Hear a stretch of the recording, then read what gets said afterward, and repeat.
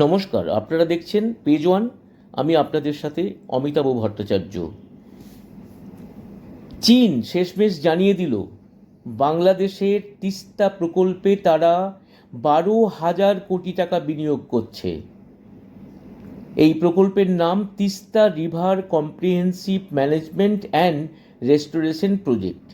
তিস্তাকে কিভাবে সাধারণ মানুষের উপযোগী করে তোলা যায় সেই চেষ্টা করা হবে এই প্রকল্পের মাধ্যমে।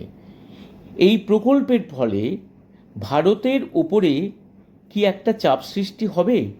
কূটনৈতিক মহল সেই আশঙ্কাই করছে, কারণ বাংলাদেশে প্রকল্পের মাধ্যমে ঢোকার পরে চীন ভারতের ঘাড়ের ওপর নিঃশ্বাস ফেলা শুরু করবে, যেটা ভারতের কাছে খুব একটা স্বস্তির নাও হতে পারে। ভারত এবং বাংলাদেশের মধ্যে তিস্তা জলবন্টন চুক্তি সম্পূর্ণ করার চেষ্টা হয়েছে গত প্রায় 2011 সাল থেকে, কিন্তু সেই চুক্তি সফল হয়নি। এবার দেখার কি হয়। এই নিয়ে একটি বিস্তারিত ভিডিও আমরা তৈরি করেছি, তার লিঙ্ক এই স্ক্রিপ্টের ডেসক্রিপশন বক্সে আমরা দিলাম, প্রয়োজন হলে দেখে নিতে পারেন। যদি এই ভিডিও ভালো লাগে তাহলে শেয়ার করবেন, লাইক করবেন এবং পেজ ওয়ান চ্যানেলটিকে অবশ্যই সাবস্ক্রাইব করবেন। সবাই ভালো থাকবেন, সুস্থ থাকবেন। নমস্কার।